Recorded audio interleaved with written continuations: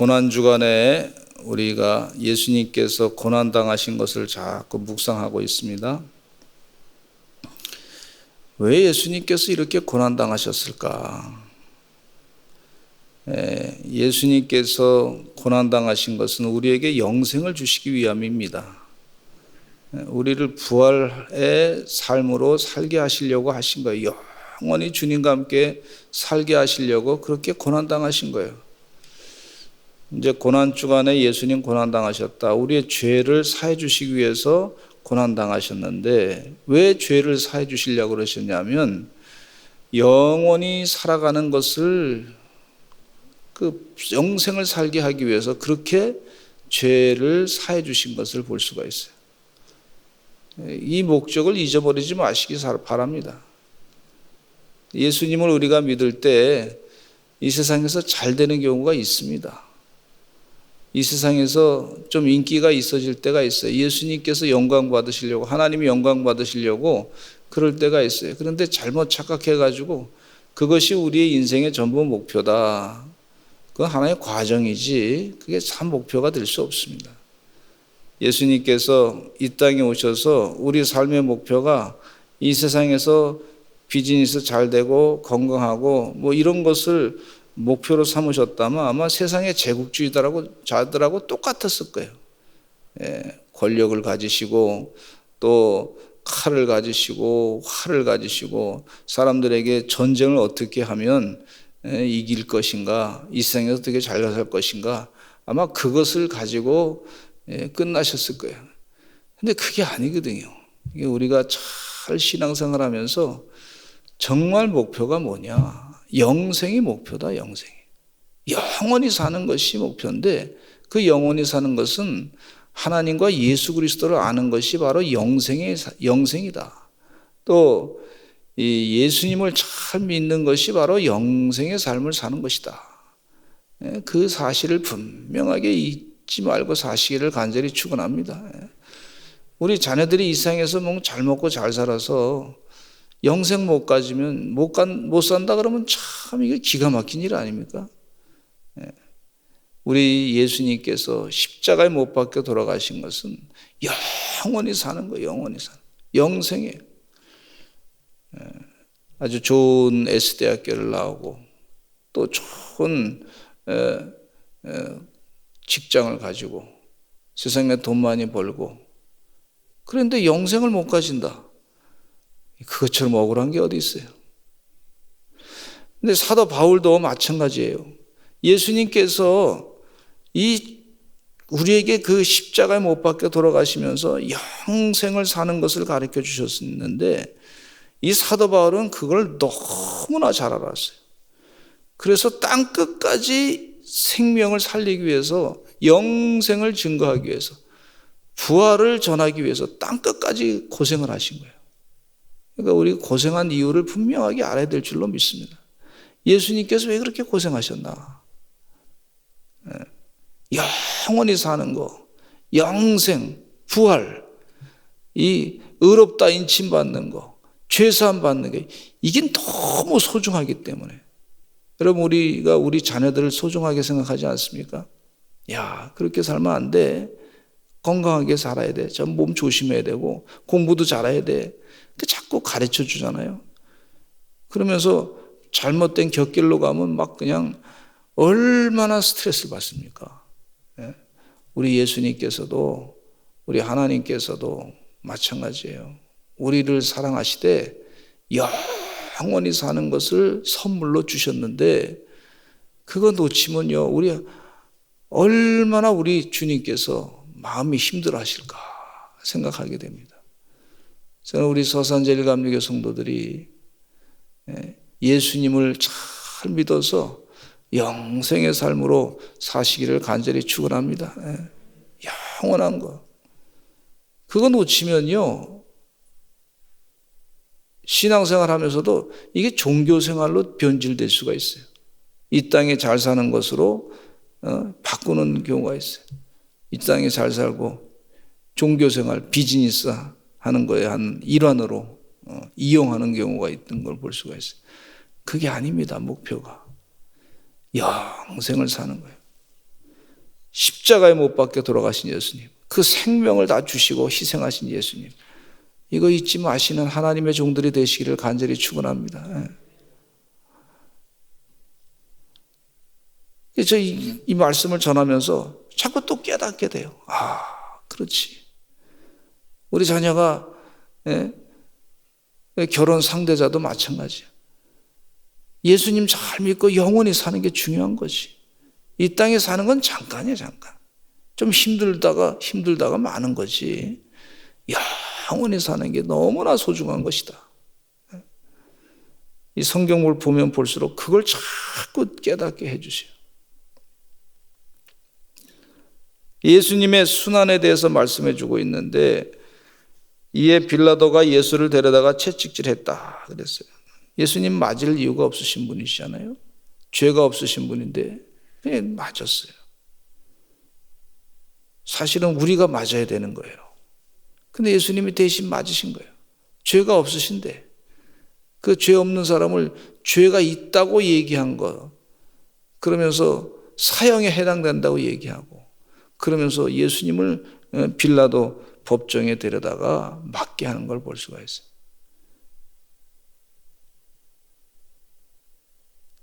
군인들이 가시나무로 관을 엮어가지고 그의 머리에 씌우고 자색 옷을 입혔습니다. 왕의 홍포처럼 그렇게 하나의 코미디 하는 거죠. 군인들이 사람 죽이는 기술을 굉장히 뛰어난 사람들이에요. 전쟁터에 나가서 사람 많이 죽였던 사람들인데, 뭐 예수님을, 아무 저항도 하지 않는 예수님을 갖고 노는 거죠. 이 사형장에 가신 예수님을 갖고 노는 거예요. 희롱하는 거죠.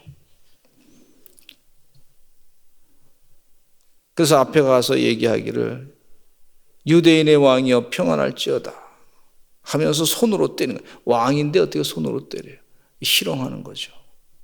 예수님께서 그걸 다 인간의 마음 가운데 있는 이 악한 것을 다 거기다가 이 희롱하면서 사람 죽이는 것을 코미디처럼 그렇게 재미로 이렇게 하는 그 모습을 볼 수가 있는데, 예수님께서 그걸 다 당하신 걸 볼 수가 있어요. 가만히 보니까 저에게도 그런 게 있더라고요. 제가 어린 시절에 시골에 가서 놀고 그랬는데, 할머니 댁에 갔는데 그걸 생각할 때마다 이 생각이 나는 거예요. 나에게도 이런 악한 것이 있구나. 근데 동네 그 시골에 시골에 형이 있었는데, 한 2살 저보다 많은 형이 있었는데, 그 형은 이제 원두막에 가서 이렇게 그 원두막을 지키는 일을 했어요. 근데 원두막이 여름에 시원하잖아요.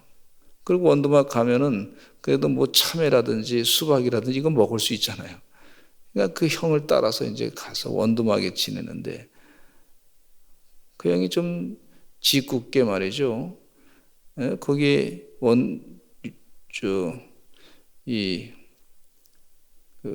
과수원에 짓궂게 있는 이 개구리를 잡아가지고, 그게 항상 기억이 나. 개구리 잡아가지고 그 개구리를 이렇게 쫙 펴가지고, 개구리가 이제 살아있는 개구리 아니에요.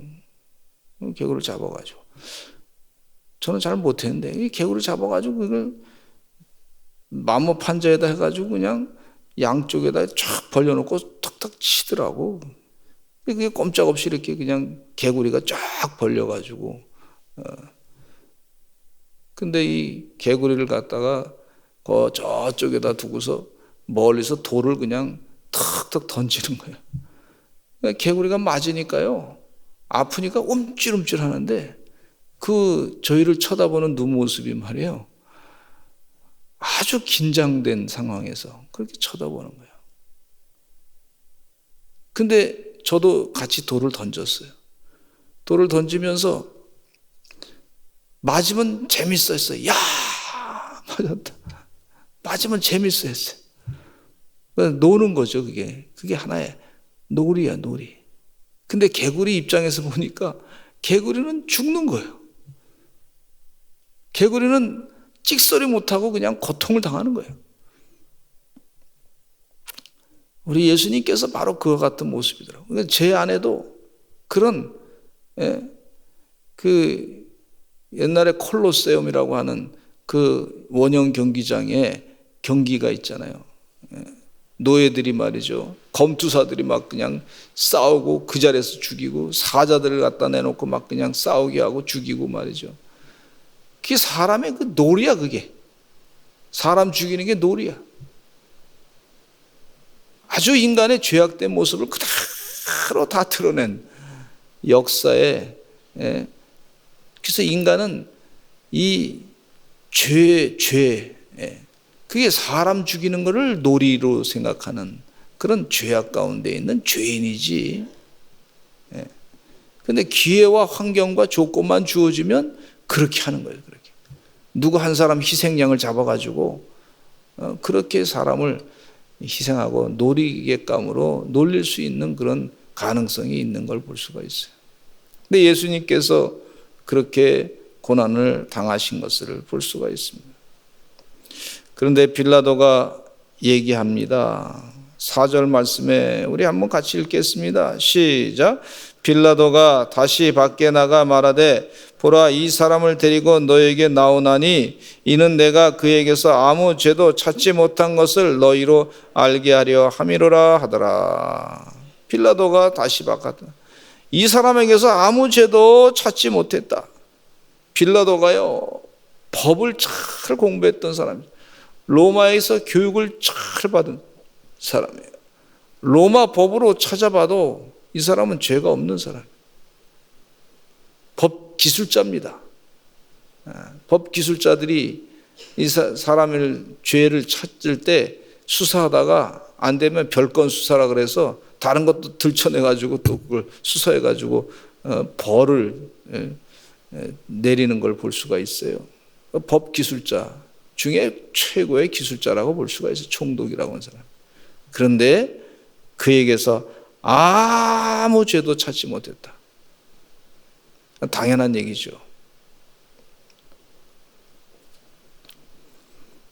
그러니까 사람들이 얘기하기를, 예수를 보고 소리질러 말하기를, 대제사장들과 아랫사람들이, 대제사장들과 아랫사람들은 경비병이고 그 제사장 관정에서 녹을 먹는 사람들인데 그 사람들이 예수를 보고 소리질러 말하기를 십자가에 못 박으소서, 십자가에 못 박으소서 그렇게 선언하는 것을 볼 수가 있습니다. 빌라도가 이르기를 그 분위기에 못 이기는 척하면서 너희가 친히 데려다가 십자가에 못 박으라. 나는 그에게서 죄를 찾지 못하였노라. 그렇게 얘기하고 있는 것을 볼 수가 있습니다. 근데 이 빌라도가 그렇게 얘기하는 것은 참 무책임한 행동이라고 볼 수가 있습니다. 또 자기에겐 로마 군인병이 있어요. 군병. 힘이 있어요. 아니요. 그 사람은 죄를 짓지 않은 사람이다. 말할 수 있고 죄 사형을 집행하는 것을 거부할 수 있단 말이죠. 안 된다. 너희가 하고 싶으면 마음대로 해라. 이렇게 얘기할 단계가 아니란 말이죠. 우리 법으로는 그게 없다. 나는 법을 지키는 사람이다. 이렇게 하면 될 텐데 그렇게 안 하고 말이죠. 너희가 하고 싶은 대로 해라. 십자가에 못 박으라 그랬어요. 7절에 보면은 유대인들이 대답하되 우리에게 법이 있으니 그 법대로 하면 그가 당연히 죽을 것은 그가 자기를 하나님의 아들이라 함이니이다. 즉 신성 모독죄를 졌다. 그렇게 얘기하는 거죠. 그랬더니 빌라도가 이 말을 듣고서 더욱 두려워하면서 다시 관정에 들어가서 묻습니다. 너는 어디로부터 온 사람이냐? 그랬더니 예수님께서 대답해 주지 않았습니다. 사실 빌라도가 그 하나님을 재판하는 거죠. 참 우스꽝스러운 사건이 지금 벌어지고 있는 거예요. 인간이 죄인인데 죄인된 존재가 하나님을 재판하는 것을 볼 수가 있어요. 그러니까 빌라도가 말하기를 내게 말하지 아니하느냐? 내가 너를 놓을 고난도 있고 십자가에 못 박을 고난도 있는 줄 알지 못하느냐? 그러니까 예수님께 이렇게 말씀하신다. 11절에 같이 한번 읽어보실까요? 11절에 시작. 예수께서 대답하시되 위에서 주지 아니하셨더라면 나를 해야 할 권한이 없었으리니 그러므로 나를 내게 넘겨준 자의 죄는 더 크다 하시니라 그랬어요. 위에서 주지 아니하셨더라면 나를 해야 할 권한이 없습니다. 한마디로 빌라도요, 교만하지 마시오. 하나님을 어떻게 당신이 재판할 수 있습니까? 모든 권한은 하나님으로부터 오지. 물질의 근원도 하나님이시고 전쟁도 하나님께 속한 것이고 세상 통치도 하나님께서 하시는 것이지. 교만하지 마시오. 그렇게 지금 말하는 거예요. 요즘에 잘못된 사상 가운데는요, 이 진화론을 말하시는 분들이 하나님을 막 혐오하는 세력으로 만들어버려요. 하나님께서 원하시는 하나님의 뜻과 아닌 것에 대해서 분명하게 구별돼서 말씀했는데, 죄예요. 분명히 죄요. 라고 얘기했는데, 그게 죄가 아니다. 그래서 하나님을 마치 여유가 없으신, 인정이 없으신 그런 분으로 막 혐오하는 세력으로 만들어버리는 그런 부끄러운 모습을 볼 수가 있어요.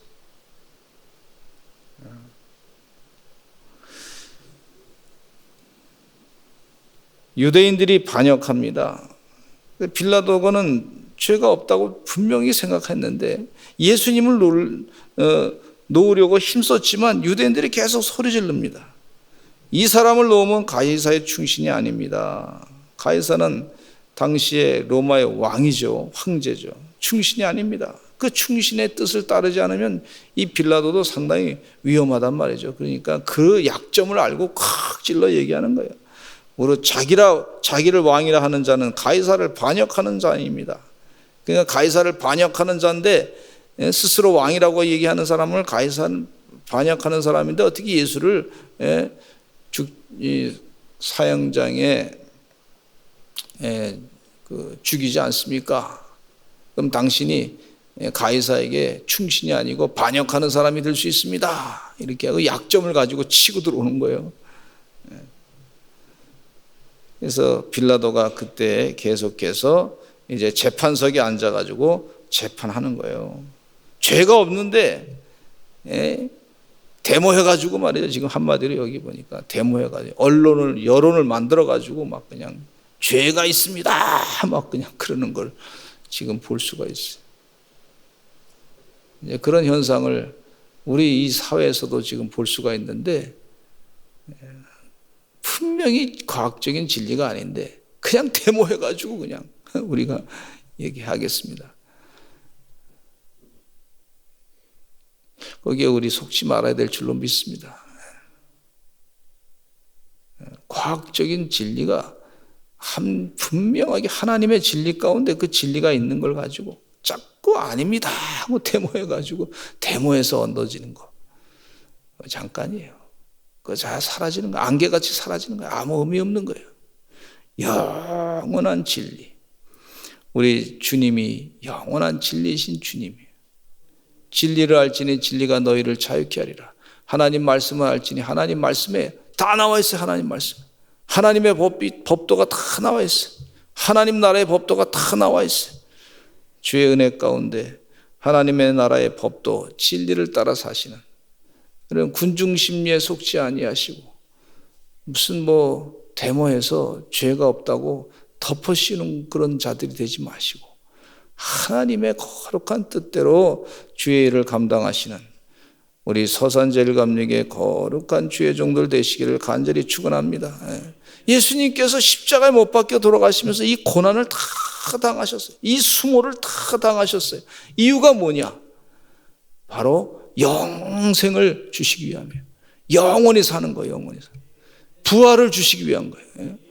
사도 바울은 정확하게 알았어요. 우리 성도님들도 정확하게 그걸 아시기를 간절히 축원합니다. 신앙의 목표가 바로 정확한 그 목표를 가지고 사시는 하나님의 종들이 되시기를 간절히 축원합니다. 이게 너무 중요한 거예요. 이거 놓치면 우리 신앙생활 아무 의미가 없는 거예요. 부활의 기쁨, 영생의 즐거움, 이 소망, 영생을 지금 사는 거예요. 주의 은혜 가운데 그렇게 사시는 하나님의 종들이 되시기를 간절히 축원합니다. 특별히 큰 일을 결정할 때, 큰 일 결정할 때, 그때 영생을 소망합니다. 영생을 살면서, 부활의 소망을 살면서, 그러면서 큰 일을 하기 전에 그렇게 기도하시고, 내가 정말 이 목표를 가지고 사는 건지 그렇게 기도하시면서 사시는 그런 하나님의 종들 되시기를 간절히 축원합니다. 다 같이 주여 많이 하시고 통성으로 기도하시고 4월 한 달 동안도 믿음으로 승리하게 해주시옵소서. 하나님, 이 코로나 사태 위기를 극복하게 해주실 뿐만 아니라 또 포스트 모더니즘의 자기 소견에 오른 대로 사는 이 악한 세상의 모습 가운데서 믿음을 지키고 영적인 진리를 바르게 지키고 살아가는 주의 종들 되게 하여 주시옵소서. 영생을 누리는 주의 종들 되게 하여 주시옵소서. 주여 많이 하시고 통성으로 기도하겠습니다. 주여